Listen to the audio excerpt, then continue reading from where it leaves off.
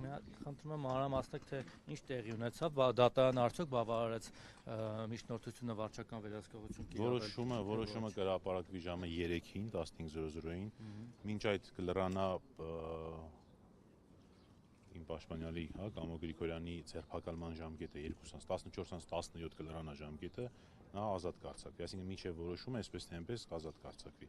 Այսինքն Կարեն Գրիգորյանը, որ հիմա ազատ արձակվեց, զուտ օրենքի եւ ժամկետի ուժով, հա։ Ես տեղյակ չեմ հասցրել իմանամ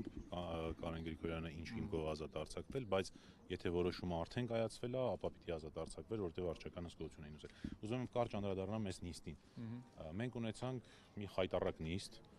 քննիչը հրաժարվեց պատասխանել մեր բոլոր հարցերին, որևէ հարցի մինչդեռ դա իր պարտականությունն է քրեական դատավարության օրենսգրքով սահմանված, որ պիտի պատասխանի մեր հարցերին, հայտարարեց, որ հրաժարվում է պատասխանել մեր հարցերին։ Հենց այդպես։ Եվ այդ հրաժարումը պայմանավորված էր նրանով, որ որևէ փաստական հանգամանք չկարողացավ ներկայացնի, որով գոնե հիմնավոր կասկածի շեմը հաղթահարված կլիներ, որ պարոն Գրիգորյանը կատարել է հանցագործություն։ Սրանով պայմանավորված քննիչը բացահայտ հայտարարեց, որ ինքը հրաժարվում է պատասխանել մեր հարցերին։ Իսկ մեր հարցերը բազմաթիվ էին, բազմաշերտ էին։ Իհարկե մենք դատարանին խնդրեցինք, որպեսզի մեր իրավունքը վերականգնվի, մասնավորապես հարց տալու եւ դրա պատասխանը ստանալը քրեական դատավարության օրենսգրքով աննախատեսված, դատարանը չկարողացավ ամեն դեպքում քննիչին կամ չուզեց քննիչին պարտավորեցնել, որպեսզի մեր հարցերին պատասխանի։ Ակնհայտ դրանով իսկ հաստատվեց, որ այս հետապնդումը քաղաքական բնույթ ունի, ինչի մասին ես հայտարարեցի նաեւ դատարանում։ Ես դատարանում ցույց տվեցի օրինակ, որ տեխնացուներից մեկը, օրինակ, քաղաքացիական պայմանագիր կուսակցության տեխնացուներից Սարիկ Գինասյանը փետրվարի 26-ին այցելել էր տնակներից մեկը, որտեղ ասել էր ձեզ փայտ կուղարկեմ, հենց փայտը ստացար, հենց վերջանա էլի կուղարկեմ։ Սա էլ է ներկայացվել դատարանին ցույց տալու համար, որ կա խտրական մոտեցում, ինչն ինքնին հաստատում է, որ սա քաղաքական հետապնդում է։ Դատավորն ով էր ներողություն։ Դատավորը Վարդգես Ստեփանյանն էր։ Հիմա ժամը 15:00-ին կլինի որոշումը, ըստ դրա կհասկանանք, թե ինչ որոշում կայացրեց։ Իրենք ինչ էին ուզում, այն ինչ որ ես ի սկզբանե իմ հայտարարության մեջ ասեցի, հա, վարույթ իրականացնող մարմինը քննիչը ինչ է ուզում, որ արգելվի որևէ անձի հետ շփումը, որ ժամը 20:00-ից մինչև առավոտյան ժամը 8:00 պաշտպանյալս պարոն Գրիգորյանը գտնվի տանը, որ ընդհանրապես այս վարույթի առնչություն ունեցող անձանց հետ առնչություն չունենա, այն դեպքում, երբ որ այս վարույթին առնչություն ունեն, Գյումրու բավականու անդամների, հա, այդ տեխնացուներից բոլորը, այսինքն ասում է, այդ թվում իր որդին եւ իր թոռը, թեև ասում է բացառությամբ ընտանի, հա, միաժամանակ ապրող անձանց հետ, որովհետեւ իրանք իրար հետ միաժամանակ ապրում են նույն բնակարանում, բայց այնուամենայնիվ,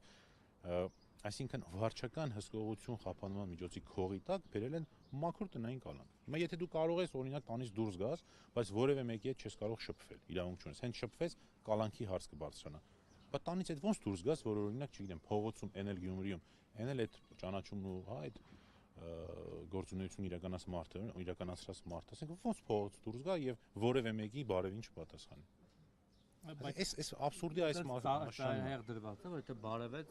ուրեմն վերջ։ Դե եթե ասում ընդհանրապես առնչություն որևէ անձի հետ, հետեւաբար եւ այո։ Իսկ դատավորի տրամադրվածությունը Ես ինչպես է։ մի հանգամանք էլ ուղղակի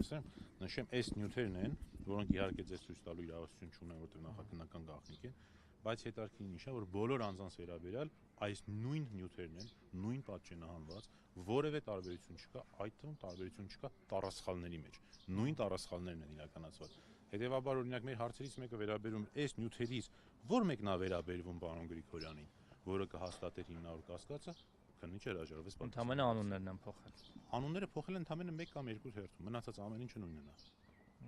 Էսա, այս որակի Իսկ իրենք ապացույցներ ներկայացին, որ այդ շիբին օրինակ քարոզչության նպատակներով է արվել։ Որևէ բան ապացույց այս փուլում չեն ներկայացնում, տվյալ ներկայացրեցին, որ օրինակ Մարտուն Գրիգորյանի Facebook-յան էջում փետրվարի 10-ին եղել է այդպիսի մի բան հրապարակում։ Մենք էլ պնդեցինք, որ դա փետրվարի 10-ին քարոզչության շրջանակների մեջ չի ընդգրկվել, հետեւաբար այն մեղադրանքը, որ բարեգործությունը իրականացրել քարոզչական նպատակը քարոզչությանը հետ զուգահեռ չի կարող այստեղ ընկալես դատարանը դա։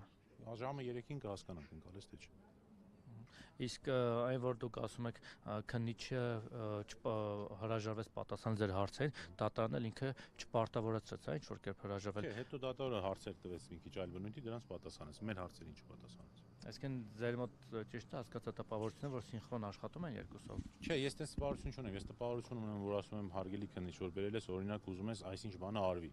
Կամ ասում ես այսինչ բանում մեղադրում եմ։ Այս բերած այդ տվյալների մեջ կա որևէ մի հատը, որը կվերաբերվի, որովհետև դու գրել ես, որ այս բոլորը իր համակցության մեջ վերաբերվում են հատ հիմնավոր կասկածին։ Ասա կոնկրետ որ ասում ես չեմ պատասխանի ձեր հարցին։ Գիտեք ինչի։ Չկա որևէ մեկը, որևէ հատը չի վերաբերվում կոնկրետ Կամո Գրիգորյանին։ Իսկ ձեր պաշտպանյալը Կամո Գրիգորյանը ինչ-որ բան ասաց, խոսաց, ինչ-որ բան հակափաստարկ բերեց։ Մասնավորապես ասեց, որ 2007 թվականից սկսած մենք այդ